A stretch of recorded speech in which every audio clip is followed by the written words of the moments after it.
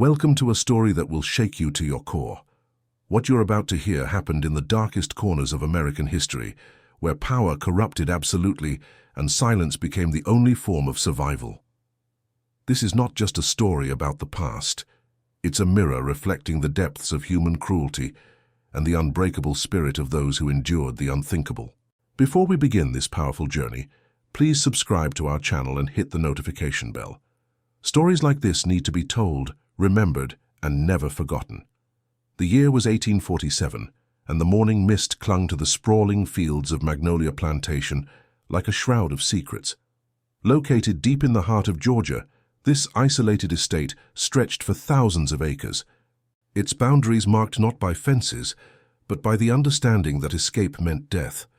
Master Edmund Blackwood stood on the wraparound porch of his grand white mansion, surveying his domain with cold, calculating eyes.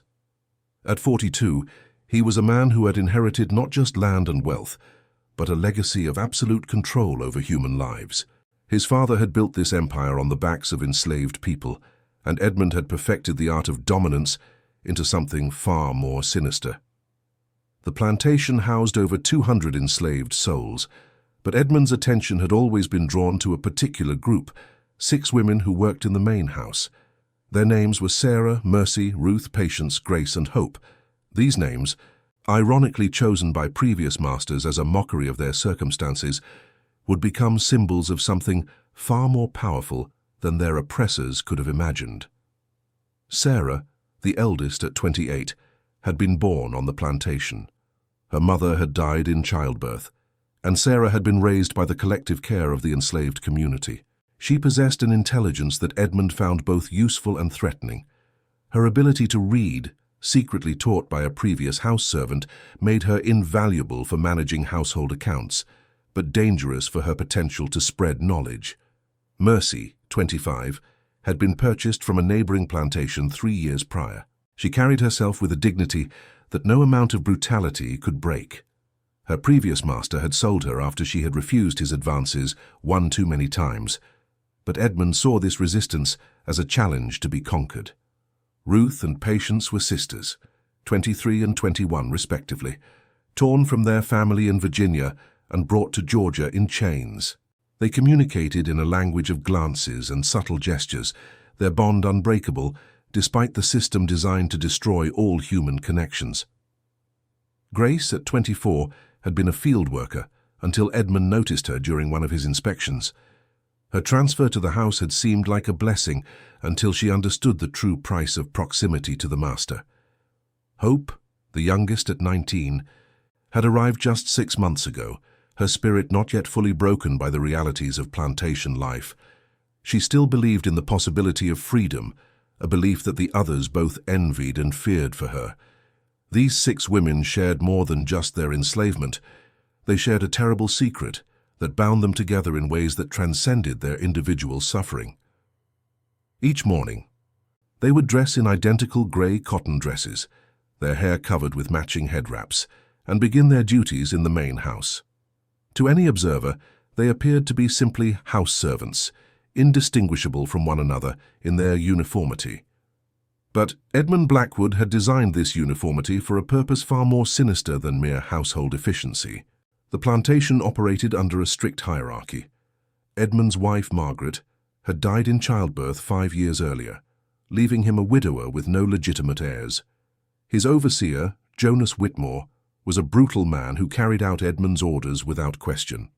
The house servants, led by an elderly enslaved woman named Mama Celia, tried to protect the younger women as much as possible, but their power was limited. On this particular morning, as the sun began to burn away the mist, Sarah stood in the kitchen preparing breakfast. Her hands moved mechanically as she sliced bread and arranged fruit, but her mind was elsewhere. She was calculating, always calculating. How many days since her last bleeding? How many days since Edmund had summoned her to his study? How many days before she would know for certain? The kitchen door creaked open, and Mercy entered carrying a basket of eggs from the henhouse. Their eyes met briefly, and in that glance, Sarah saw her own fear reflected. They had all learned to communicate in this silent language, a necessity born from the understanding that walls had ears and words could be deadly. "Morning, Sarah," Mercy said softly, her voice carefully neutral. "Morning," Sarah replied, but her tone carried a weight that Mercy immediately understood. One by one, the other women joined them in the kitchen. Ruth and Patience moved in their synchronized way, beginning their daily tasks without need for instruction. Grace appeared with fresh linens, her movements careful and deliberate. Hope entered last, her youth still evident in the way she moved, not yet worn down by years of careful survival. As they worked, the unspoken question hung in the air like smoke. Each woman was trapped in her own private hell of uncertainty, but they were united in their shared understanding of what that uncertainty meant. Edmund's voice boomed from the dining room, calling for his breakfast. The women exchanged glances, and Sarah straightened her shoulders, preparing to face another day of walking the tightrope between survival and destruction. "I'll take it to him," Sarah said quietly. "No," Mercy stepped forward. "It's my turn." But Sarah shook her head. "I need to know," she whispered, her hand unconsciously moving to her stomach. The others understood. In their world, knowledge was both power and curse. Knowing meant you could prepare, but it also meant you had to face the terrible reality of your situation. As Sarah carried the breakfast tray toward the dining room, her footsteps echoed in the hallway lined with portraits of Blackwood ancestors, men who had built their wealth on human suffering, their painted eyes seeming to follow her movement with approval. Edmund sat at the head of a long mahogany table, reading correspondence from other plantation owners. He looked up as Sarah entered, his pale blue eyes scanning her form with the calculating gaze of a man who viewed human beings as property to be managed and exploited. "Good morning, Sarah," he said, his voice carrying a false warmth that made her skin crawl. "Good morning, Master Blackwood," she replied, setting the tray before him with steady hands. As she turned to leave, his voice stopped her. "Sarah." She froze, her back still turned to him. "Yes, sir?" "How are you feeling this morning?" The question seemed innocent enough, but Sarah knew better. Edmund Blackwood never asked innocent questions. Every word he spoke was calculated, designed to extract information or exert control. "I'm well, sir," she replied carefully. "Good. Very good." There was something in his tone that made her stomach clench with dread. "I'll want to see you in my study this evening, after dinner." Sarah's hands trembled slightly, but she kept her voice steady. "Yes, sir." As she left the dining room, Sarah's mind raced. The study. Always the study. That room had become a place of nightmares for all 6 women, a place where Edmund exercised his power in the most intimate and destructive ways possible. But tonight would be different.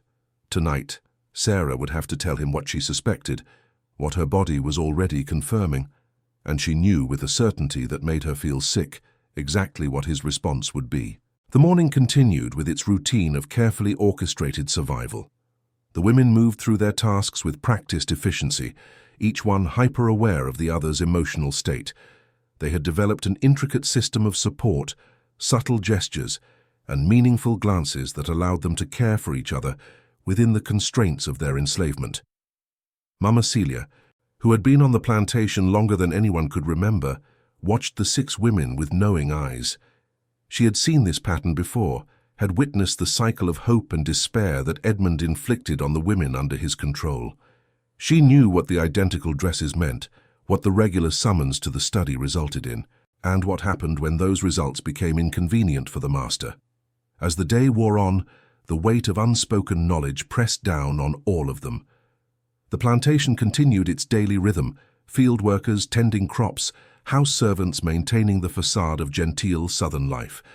But beneath the surface, a different kind of resistance was taking shape. That evening, as Sarah prepared to answer Edmund's summons, the other 5 women gathered in the small room they shared in the servants' quarters.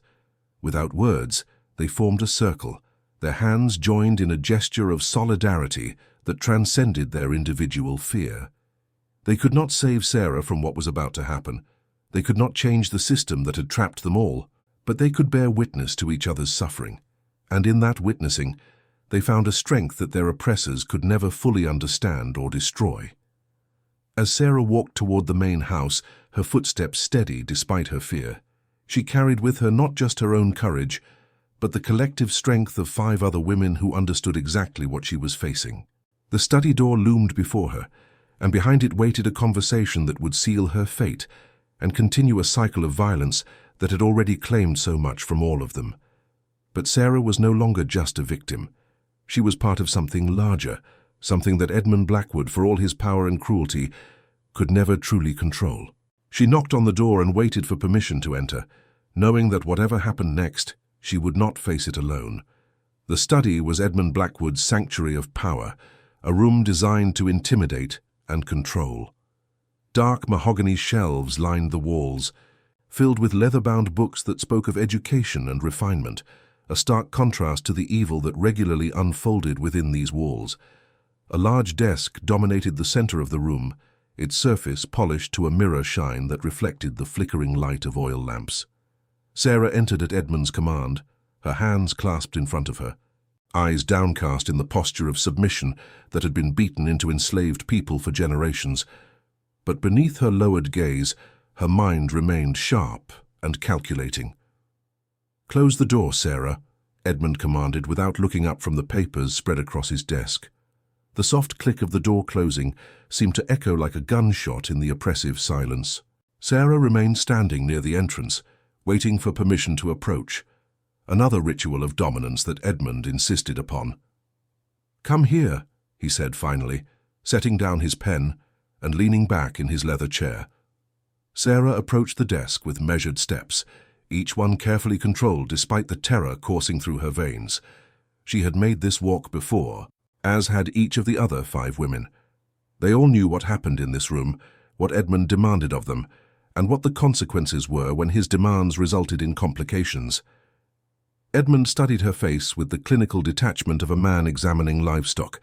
His pale blue eyes, so cold they seemed almost colorless, searched for signs of what he already suspected. "You've been looking pale lately, Sarah," he observed, his voice carrying a false concern that made her skin crawl. "Are you eating enough?" "Yes, sir," Sarah replied, her voice barely above a whisper. "And sleeping well?" "Yes, sir." Edmund rose from his chair and walked around the desk, moving with the predatory grace of a man who had never faced consequences for his actions. He stopped directly in front of Sarah, close enough that she could smell the whiskey on his breath and the expensive cologne that couldn't mask the stench of his moral corruption. "Look at me, Sarah." Slowly, reluctantly, Sarah raised her eyes to meet his. In that moment, she saw not just the man who had violated her, but the embodiment of a system that treated human beings as property to be used and discarded at will. "You know why you're here," Edmund said, his voice dropping to a whisper that somehow seemed more threatening than if he had shouted.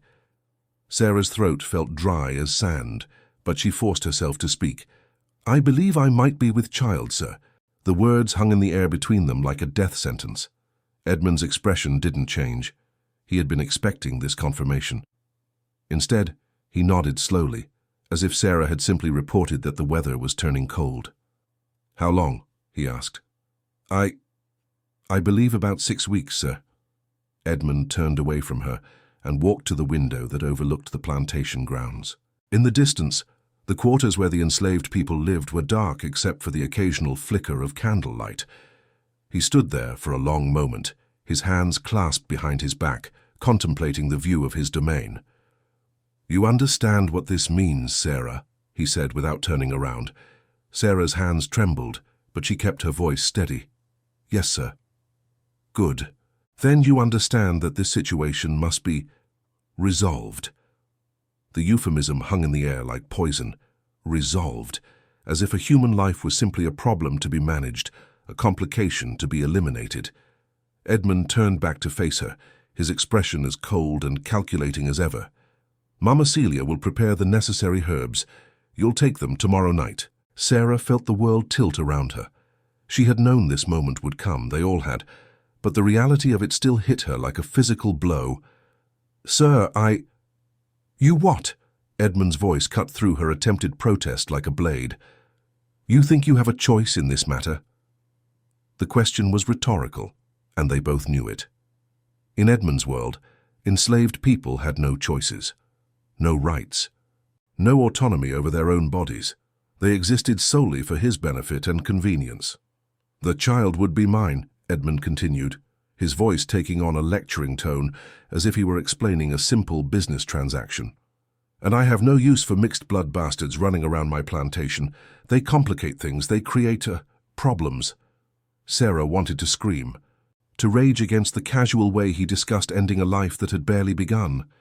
But she had learned long ago that showing emotion in front of Edmund only gave him more power over her. "Do you understand me, Sarah?"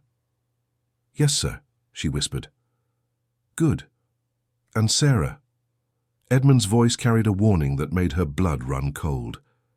"If you're thinking of doing anything foolish, running away, refusing the herbs, telling anyone about our conversation, remember that I own you.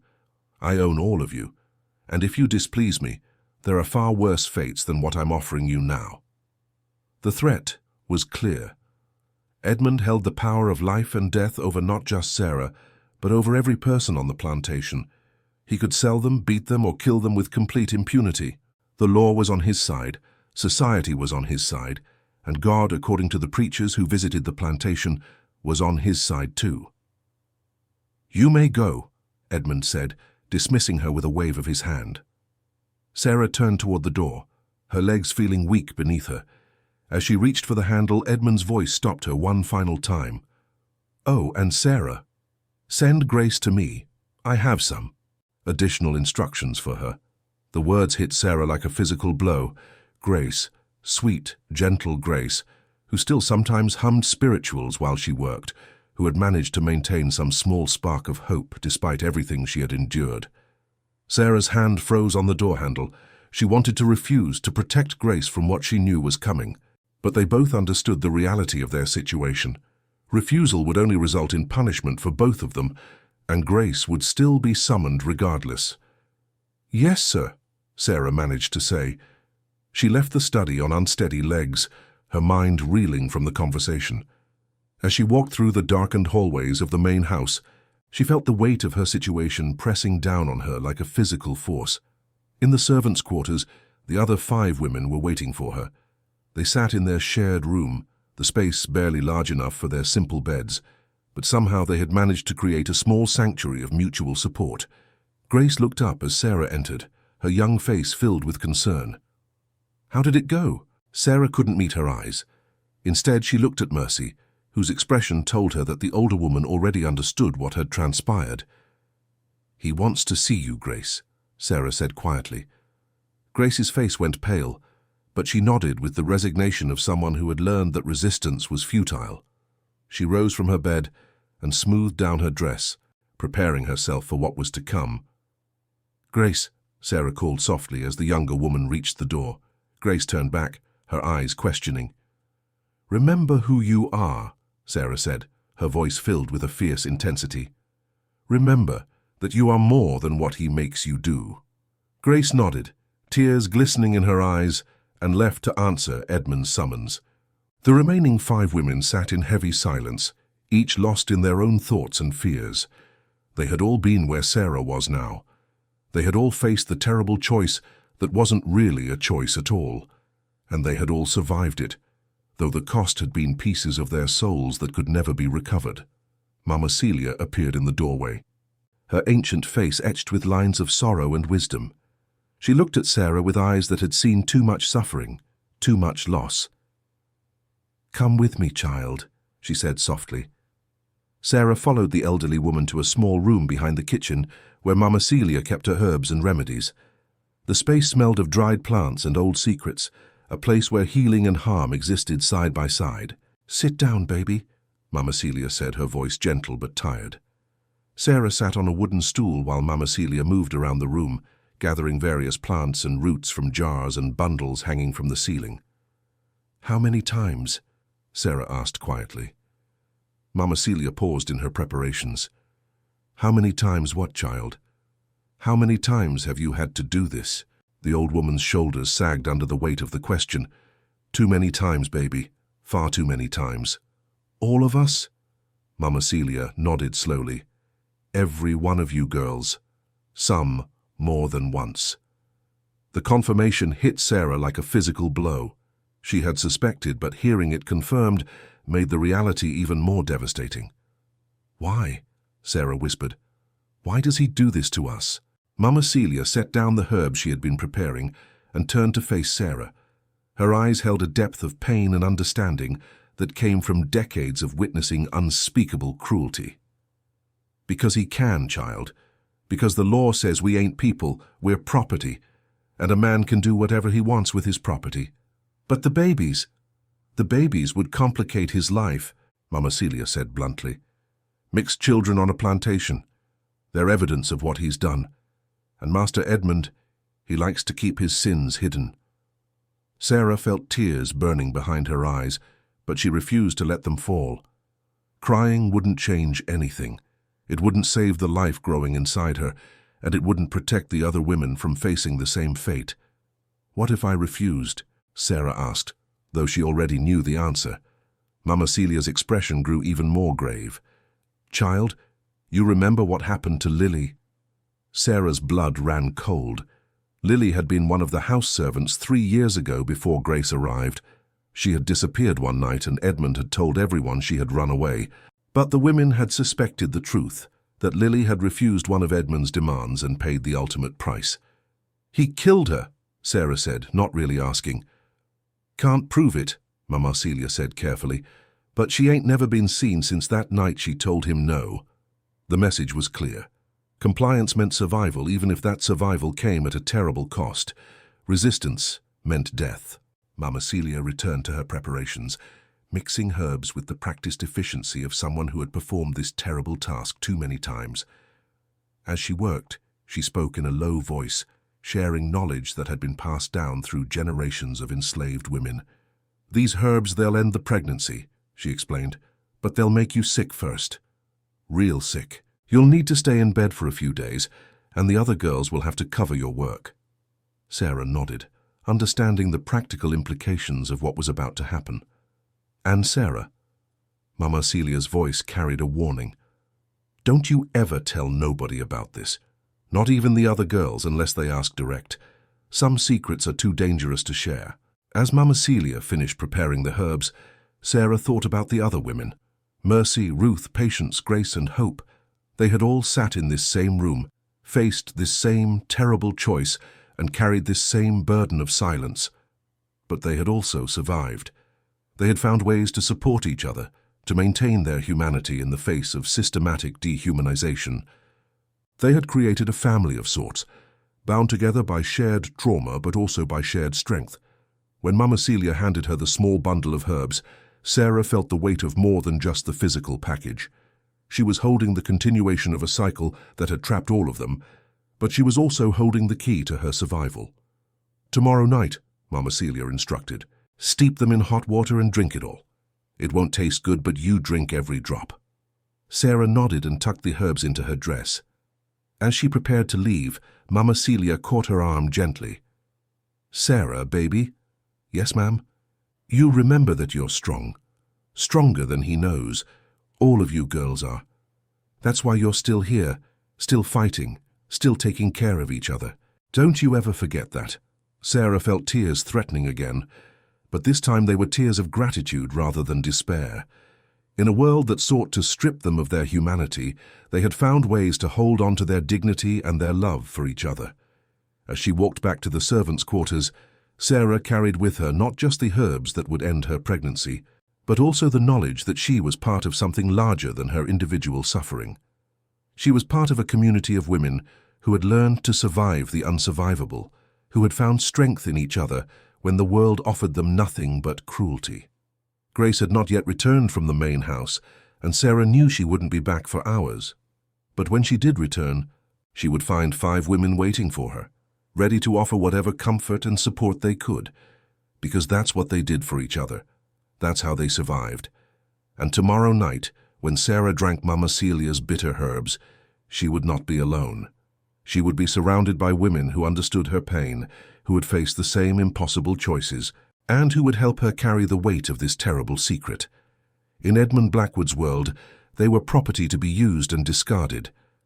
But in their own world, the world they had created in the spaces between his cruelty, they were family. and family endured. The next evening arrived with an oppressive humidity that seemed to press down on the plantation like a suffocating blanket. Sarah sat on the edge of her narrow bed, staring at the small bundle of herbs that Mama Celia had prepared for her. The other women moved quietly around the room, each lost in their own thoughts, but united in their silent support. Grace had returned from Edmund's study in the early hours of the morning, her spirit visibly dimmed but her resolve intact. She had said nothing about what had transpired, and the others had asked no questions. Some experiences were too painful to put into words, and they all understood the healing power of silence. As the sun began to set, casting long shadows across the servants' quarters, Sarah knew the time had come. She had spent the day going through the motions of her duties, but her mind had been elsewhere, preparing for what lay ahead. Mercy sat down beside her, her presence a comfort in the gathering darkness. "You don't have to do this alone," she said softly. "I know," Sarah replied, her voice barely above a whisper. One by one, the other women gathered around Sarah's bed. Ruth and Patience sat on the floor, their hands clasped together in their characteristic gesture of mutual support. Grace curled up at the foot of the bed, her young face etched with a maturity that no 19-year-old should possess. Hope, despite her name, looked older than her years as she took her place in their circle. "Tell us about your mama," Mercy said suddenly, breaking the heavy silence. Sarah looked up, surprised by the request. "My mama? You said she died when you were born, but somebody must have told you about her. What was she like?" Sarah's eyes grew distant as she reached back into her earliest memories. "Mama Celia used to tell me stories about her. Said her name was Rose, and she was the most beautiful woman on the plantation. Not just her face, but her spirit. She could sing like an angel, and she never let Master Edmund's father break her." "What else?" Grace asked, her voice hungry for stories of strength and resistance. "She could read," Sarah continued, a note of pride creeping into her voice. "Taught herself by watching the Master's children during their lessons, and she taught other people too, in secret. Mama Celia said that's where I got my learning from, not just the letters and numbers, but the understanding that knowledge is power." Ruth spoke up, her voice soft but clear. "My mama used to say that we carry our ancestors with us, their strength, their love, their dreams for us." "Mine too," Patience added. "She said that even when they take everything else from us, they can't take who we are inside." Hope shifted uncomfortably. "I try to remember my mama, but sometimes her face gets fuzzy in my mind. It scares me that I might forget her completely." "You won't forget," Mercy said firmly. "We won't let you. That's what we do for each other. We help each other remember who we are." As the women shared their memories and stories, Sarah felt something shifting inside her.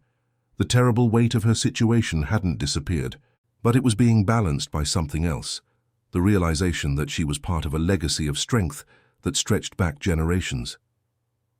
"Mercy," Sarah said suddenly, "tell us about your children." Mercy's face tightened with pain, but she didn't refuse the request. "I had 2 babies before I came here, a boy named Samuel and a girl named Freedom. Samuel was 5, Freedom was 3. "What happened to them?" Grace asked gently. "Sold," Mercy said simply. "My previous master needed money, so he sold them to different plantations. I don't even know where they are now." The words hung in the air like a physical presence. Each woman understood the particular agony of separation from children, whether through sale, death, or the terrible necessity of preventing their birth in the first place. "I dream about them sometimes," Mercy continued. "Samuel would be 8 now, Freedom would be 6. I wonder if they remember me, if they know I didn't choose to leave them." Sarah reached out and took Mercy's hand. "They know," she said with quiet conviction. "Children always know when they're loved. That's why we do what we do," Ruth said suddenly, her voice filled with a fierce intensity. "That's why we take those herbs. Why we make those terrible choices. Because bringing children into this world, into this life, it's not love, it's cruelty." "But what if things change?" Hope asked, her youth still clinging to the possibility of a different future. "What if slavery ends? What if our children could be free?" The older women exchanged glances, their faces reflecting years of disappointed hopes and crushed dreams. "Maybe someday," Mercy said gently, "but not in our lifetime, child.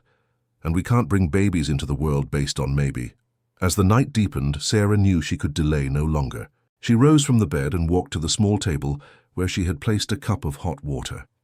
The other women watched in silence as she unwrapped Mama Celia's herbs and began to steep them in the steaming liquid.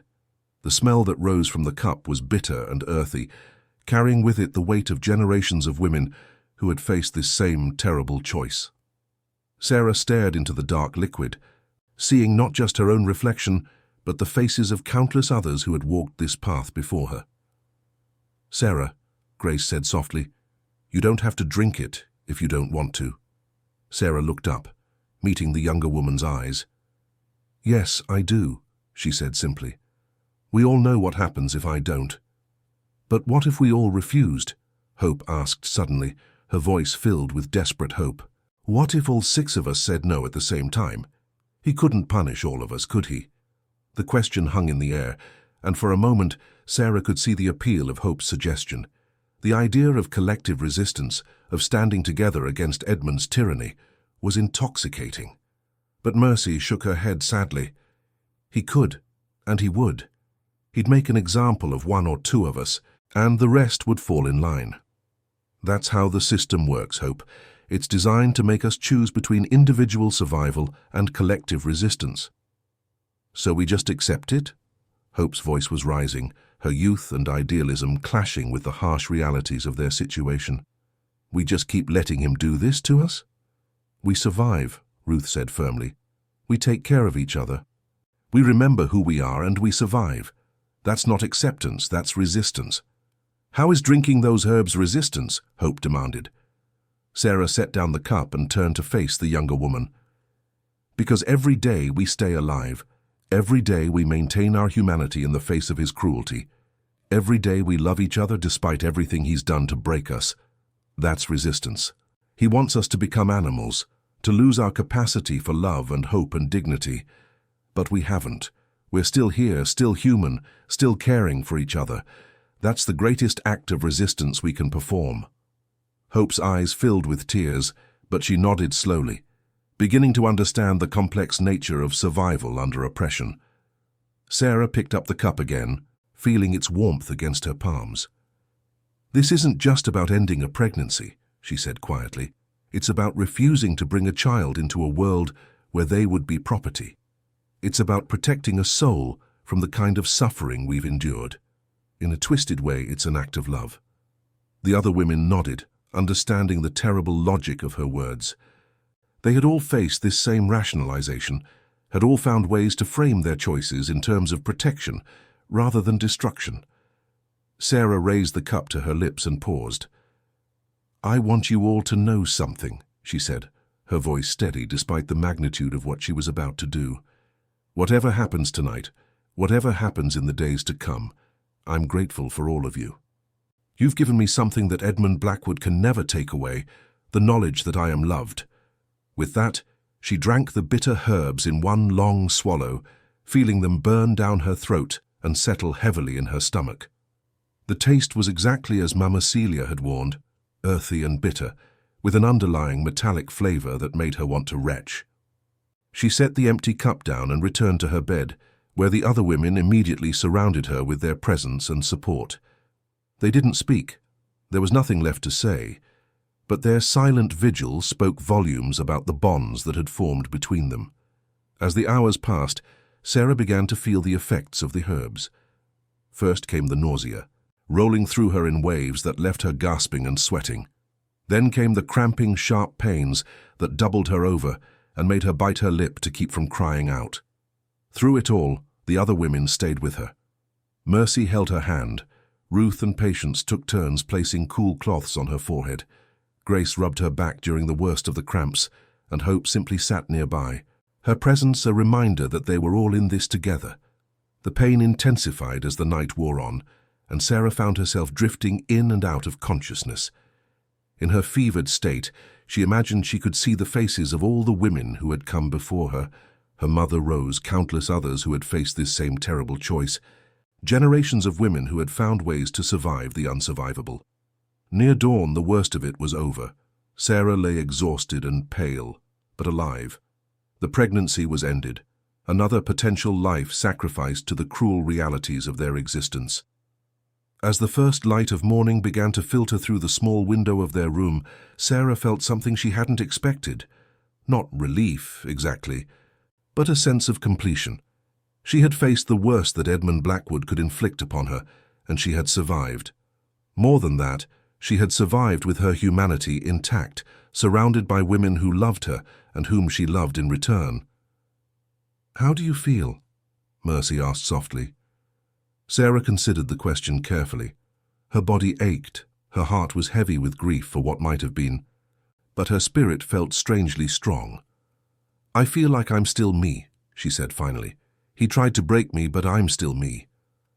The other women smiled through their tears, understanding exactly what she meant. Edmund Blackwood had the power to control their bodies, to force them into terrible choices, to inflict unimaginable suffering upon them. But he could not touch the essential core of who they were, their capacity for love, their ability to support each other, their refusal to surrender their humanity. As the plantation began to stir with the activities of another day, the 6 women prepared to return to their duties. They would serve breakfast, clean the house, tend to Edmund's needs with the same careful efficiency they had always shown. To any outside observer, nothing would have changed. But something had changed. In facing this crisis together, they had deepened their bond, strengthened their understanding of what it meant to survive with dignity in an undignified world. Sarah rose slowly from her bed, still weak but determined to carry on. As she dressed in her identical grey dress and wrapped her head in the matching cloth, she caught sight of herself in the small mirror that hung on the wall. The woman looking back at her was the same Sarah who had entered Edmund's study 2 nights ago, but she was also different. There was a hardness in her eyes that hadn't been there before, a steely determination that spoke of someone who had faced the worst and emerged intact. She was a survivor. They all were, and as long as they had each other, they would continue to survive, to resist, to maintain their humanity in the face of systematic dehumanization. The day ahead would bring new challenges, new cruelties, new tests of their strength and resolve. But they would face those challenges together, as they had faced everything else, with love, with dignity, and with an unbreakable bond that no amount of oppression could destroy. Edmund Blackwood thought he owned them, thought he could use them and discard them at will. But he was wrong. He owned their bodies, but their souls belonged to each other, and that made all the difference. 3 months had passed since that terrible night when Sarah had drunk Mama Celia's bitter herbs. The seasons had shifted from the oppressive heat of summer to the crisp promise of autumn, and the plantation continued its relentless cycle of labor and oppression. But beneath the surface of routine compliance, something profound had changed among the 6 women. It began with small acts of defiance, so subtle that even the most observant overseer would have missed them. When Edmund summoned one of them to his study, the others would find ways to check on her afterward, offering silent comfort through shared glances and gentle touches. When one woman fell ill from the physical and emotional toll of their situation, the others would quietly redistribute her work, ensuring that no one faced punishment for failing to complete their duties. Sarah had become the unofficial leader of their group, her intelligence and literacy making her invaluable in ways that extended far beyond Edmund's original intentions. She had begun teaching the others to read, using stolen moments in the early morning hours before their duties began. The lessons took place in whispered conversations over breakfast preparation, in meaningful glances exchanged while cleaning, in fingers tracing letters in the dust when no one was watching. "Knowledge is the one thing they can't take from us once we have it," Sarah would tell them, echoing the words that Mama Celia had shared about her mother, Rose. The reading lessons had started as a practical matter. Sarah wanted the others to be able to understand written instructions, to recognize important words that might help them navigate their dangerous world more safely. But they had evolved into something much more significant, a reclaiming of their intellectual autonomy, an assertion of their humanity, in a system designed to reduce them to mere property. Mercy proved to be an eager student, her quick mind grasping letters and words with surprising speed. "I want to be able to read my children's names if I ever see them written down," she explained one morning, as she practiced forming letters with a stick in the dirt behind the kitchen. Ruth and Patience learned together, as they did everything else, their synchronized movements extending even to the way they held their makeshift writing implements. Grace showed a particular aptitude for numbers, her mathematical skills proving useful when Sarah began teaching them to calculate, not just for household accounts, but for understanding the economics of their own enslavement. Hope, despite her youth, displayed a hunger for knowledge that reminded Sarah of herself. "If I can read," Hope said one day, "maybe I can understand the laws that keep us here, and if I understand them, maybe I can find ways around them." The comment had sent a chill through the group, not because they disagreed with Hope's sentiment, but because they recognized the dangerous territory her thoughts were entering. Dreams of freedom were natural, but acting on those dreams could be fatal. It was during one of these clandestine lessons that they first heard the rumors. A field worker named Moses had been whispering about something he'd overheard during a conversation between Edmund and a visiting plantation owner. The words abolition and war had been mentioned, along with heated discussions about northern aggression and states' rights.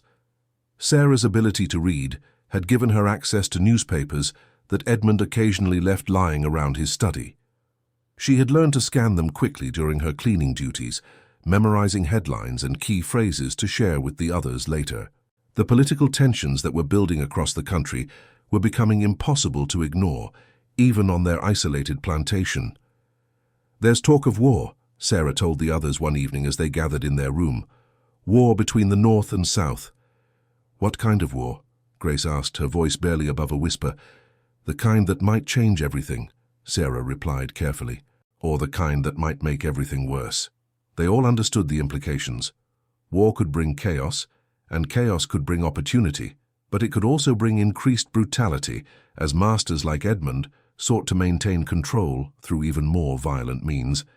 As autumn deepened into winter, the atmosphere on the plantation grew increasingly tense. Edmund's behavior became more erratic, his summons to the study more frequent and more violent.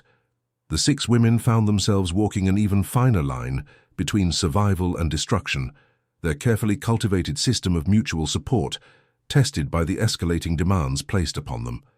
It was during this period of heightened tension that they made a discovery that would change everything. Sarah was cleaning Edmund's study one afternoon when she noticed that one of the desk drawers had been left slightly ajar. Normally, she would have simply closed it and continued with her work. Curiosity was a luxury that enslaved people couldn't afford, but something about the papers visible through the crack caught her attention. Glancing quickly toward the door to ensure she was alone, Sarah carefully opened the drawer wider. Inside, she found a collection of documents that made her blood run cold. There were bills of sale for enslaved people, correspondence with other plantation owners about breeding programs, and most chilling of all, a detailed record of what Edmund euphemistically called his household management. The records documented everything: which women had been summoned to his study, when they had become pregnant, when they had been forced to terminate those pregnancies. The clinical nature of the documentation was almost more horrifying than the acts themselves. Edmund had reduced their suffering to mere data points, their bodies to entries in a ledger. But it was the final document in the drawer that truly shocked Sarah. It was a letter from a plantation owner in South Carolina discussing the disposal of enslaved women who had become problematic. The letter referenced methods for eliminating troublesome individuals while making their disappearances appear accidental or natural. Sarah's hands trembled as she read the letter, understanding for the first time the full extent of the danger they all faced. Edmund wasn't just a cruel master. He was a man who had systematically planned and documented his crimes and who was in communication with others who shared his methods. She carefully returned the documents to their original positions and closed the drawer, but her mind was racing. This information was dangerous. Possessing it could get her killed, but it was also potentially powerful. For the first time, she had concrete evidence of Edmund's crimes, documentation that could potentially be used against him if the right opportunity ever arose. That evening, Sarah shared her discovery with the other 5 women. They listened in horrified silence as she described the contents of the drawer, their faces growing pale as they realized the full scope of what they were facing. "We have to do something," Hope said, her voice filled with desperate urgency. "Like what?" Mercy asked. "Who would we tell? Who would believe us? And even if they did, who would care?" The questions hung in the air like accusations.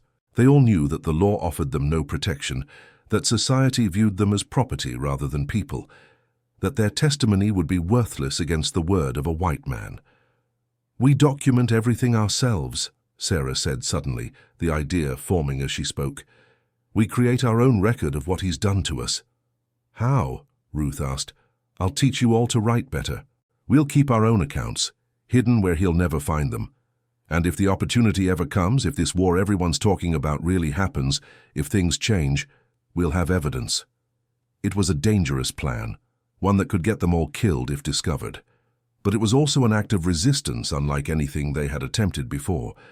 By documenting their own experiences, they would be asserting their humanity, claiming their right to bear witness to their own suffering. Over the following weeks, they began their secret project. Using charcoal and scraps of paper salvaged from Edmund's wastebasket, they started recording their experiences. Each woman wrote her own account, documenting not just the physical abuse they had endured, but the emotional and psychological toll of their enslavement. Sarah wrote about her mother Rose, about the legacy of strength that had been passed down to her, about the terrible choices she had been forced to make. Mercy documented her separation from her children, the ongoing grief that haunted her daily existence. Ruth and Patience wrote about their lives before the plantation, about the family they had been torn from, and the dreams they had been forced to abandon. Grace's account focused on the loss of innocence, the way Edmund's abuse had stolen her youth and replaced it with a premature understanding of evil. Hope wrote about the struggle to maintain optimism in the face of systematic cruelty, about the daily battle between despair and determination. The writing sessions became a form of therapy, a way for them to process their trauma, while simultaneously creating a historical record of their experiences. They hid their accounts in a small space beneath a loose floorboard in their room, wrapped in oilcloth to protect them from moisture and discovery. As winter gave way to spring, the political tensions that had been building across the country finally erupted into open conflict. News of the war reached the plantation through a network of whispered conversations and overheard discussions. The enslaved community buzzed with speculation about what the conflict might mean for their future. Edmund's behavior became increasingly paranoid as reports of Union victories began to filter south. He instituted new restrictions on movement around the plantation, increased the frequency of his inspections, and began carrying a pistol at all times. The atmosphere of fear that had always permeated the plantation intensified to an almost unbearable degree. It was during this period of heightened tension that the 6 women made a decision that would define the rest of their lives. They had been documenting their experiences for months, creating a detailed record of Edmund's crimes and their own suffering. But documentation alone wasn't enough. They needed to ensure that their stories would survive, even if they didn't. "We need to get these accounts off the plantation," Sarah said one evening as they gathered in their room. "Somewhere safe where they can't be destroyed." "How?" Grace asked. "We can't leave the plantation, and we can't trust anyone else with them." Sarah had been thinking about this problem for weeks, and she believed she had found a solution. "Mama Celia has connections," she said carefully. "People who help enslaved folks escape. If we can get our accounts to them, they might be able to get them to safety." It was an enormous risk. The Underground Railroad was a closely guarded secret, and even mentioning it could result in severe punishment or death. But they all understood that their documentation was too important to risk losing. The plan they developed was simple but dangerous. Sarah would approach Mama Celia during one of her regular visits to the herb room, ostensibly seeking treatment for a minor ailment. During that visit, she would ask about the possibility of getting their accounts to safety. 3 days later, Sarah made her move. She found Mama Celia alone in the herb room, grinding roots for one of her remedies.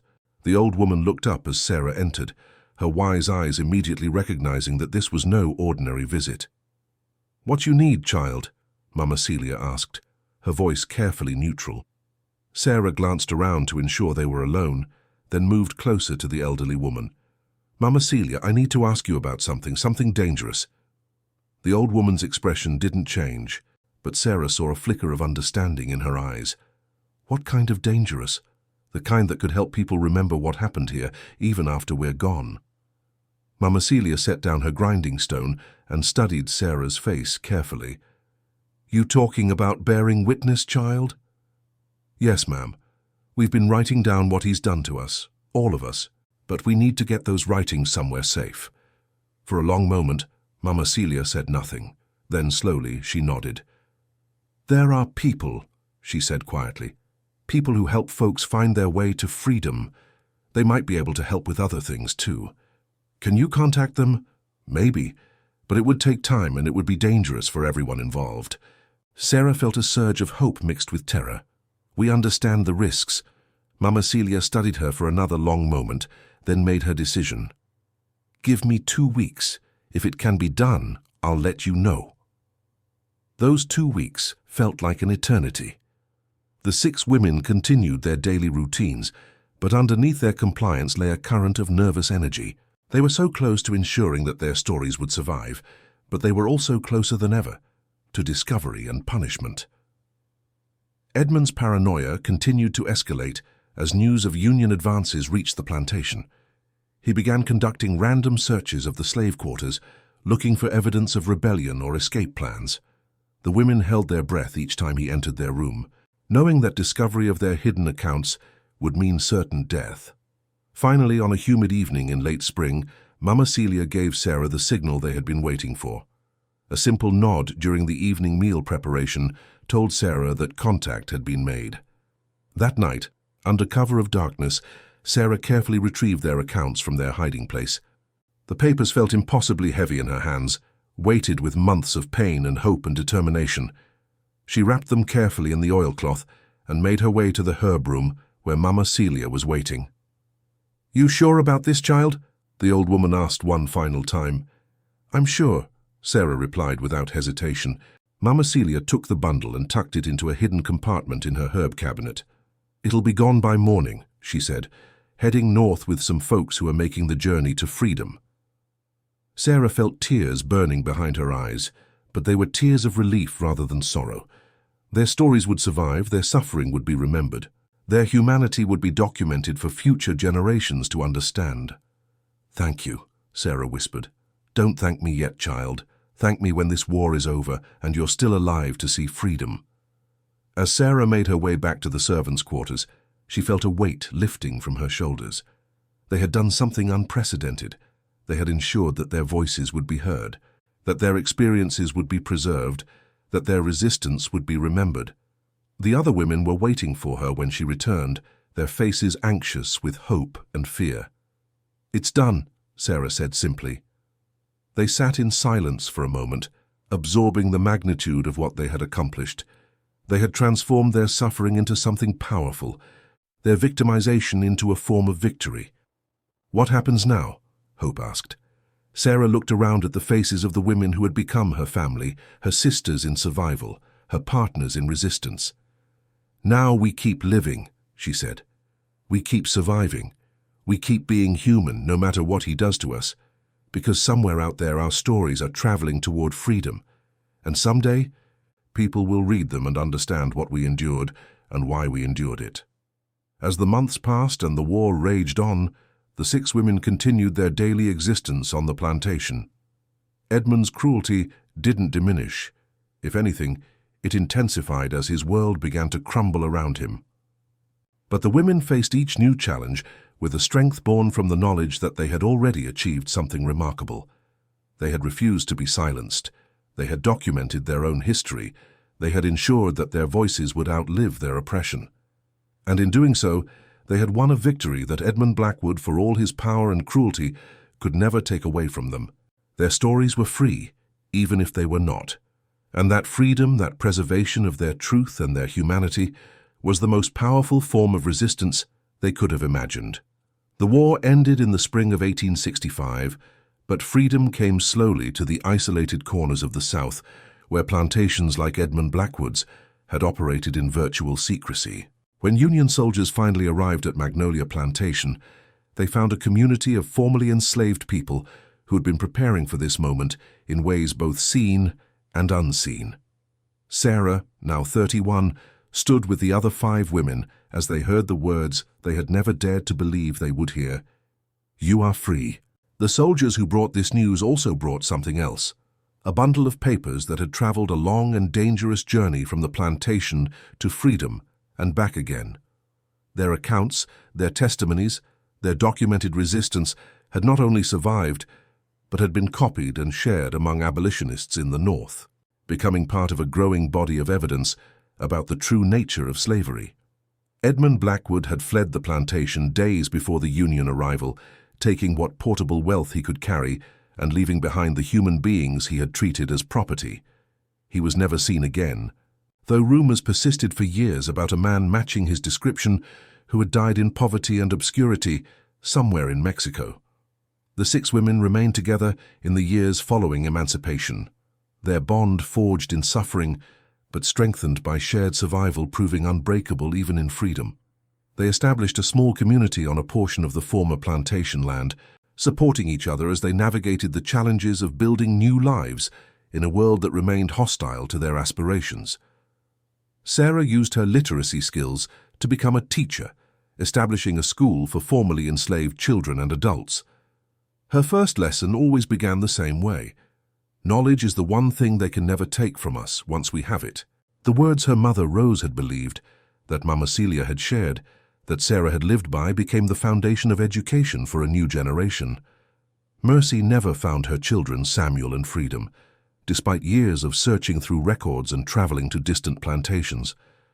But she channeled her maternal love into caring for the many orphan children who found their way to their community. "Every child I help," she would say, "carries a piece of my Samuel and Freedom with them." Ruth and Patience used their synchronized efficiency to establish a successful farming operation, their ability to work in perfect harmony making them formidable agricultural partners. They never married, choosing instead to dedicate their lives to each other and to the community they helped build. Grace discovered a talent for healing, learning from Mama Celia before the old woman's death in 1867. She became the community's midwife and herbalist, helping to bring new life into the world, a profound contrast to the forced endings she had witnessed during slavery. "Every baby I deliver," she would tell expectant mothers, "is born free. That's a miracle worth celebrating." Hope, true to her name, became an activist and organizer, working with Reconstruction-era politicians and civil rights advocates to push for legal protections for formerly enslaved people. Her youthful idealism, tempered by her experiences but never extinguished, made her a powerful voice for change. The accounts they had written during their enslavement were eventually published as part of a collection of slave narratives, their words joining the chorus of voices that testified to the horrors of the institution and the resilience of those who survived it. The clinical records that Edmund had kept were also recovered and used as evidence in legal proceedings against other plantation owners who had committed similar crimes. But perhaps their greatest legacy was not in the words they had written or the lives they had built after freedom, but in the example they had set of what it meant to maintain humanity in the face of systematic dehumanization. Their story became a testament to the power of solidarity, the importance of bearing witness, and the unbreakable nature of the human spirit. In 1895, 30 years after emancipation, the 6 women, now elderly but still bound by their shared history, gathered for what would be their final photograph together. They stood in the same formation they had been forced to adopt during their enslavement, but this time by choice, as a deliberate echo of their past and a celebration of their survival.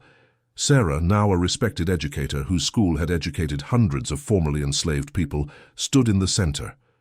Mercy, surrounded by the dozens of children she had helped raise, smiled with the contentment of someone who had found purpose in nurturing others.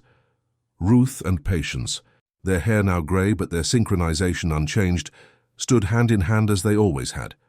Grace, whose healing hands had delivered countless babies and eased countless sufferings, carried herself with the dignity of someone who had transformed trauma into service. Hope, now a grandmother herself but still fighting for justice, stood tall with the bearing of someone who had never stopped believing in the possibility of change. The photograph was taken by a young black photographer who had heard their story and wanted to document their survival. As he prepared his camera, he asked them what message they wanted their image to convey. Sarah spoke for all of them. "We want people to know that we were more than what was done to us. We were women who loved each other, who protected each other, who refused to let them destroy our humanity. We want people to understand that resistance takes many forms, and sometimes the greatest act of rebellion is simply refusing to stop being human." The photograph captured not just 6 elderly women, but the embodiment of survival, resistance, and the unbreakable bonds that can form between people who have faced the unthinkable together. Their identical dresses had been replaced by clothing of their own choosing, their forced uniformity transformed into a chosen solidarity. When Sarah died in 1901, her funeral was attended by hundreds of people whose lives she had touched through her teaching and activism. The other 5 women served as her pallbearers, carrying her to her final rest, just as they had carried each other through their darkest moments. One by one they followed her in death, but their story lived on. The accounts they had written during their enslavement were preserved in archives and libraries, studied by historians and scholars who sought to understand the true nature of slavery and resistance. Their words became part of the historical record, ensuring that future generations would know not just what had been done to enslaved people, but how those people had fought to maintain their dignity and humanity. The plantation where they had suffered was eventually abandoned, its grand mansion falling into ruin as nature reclaimed the land.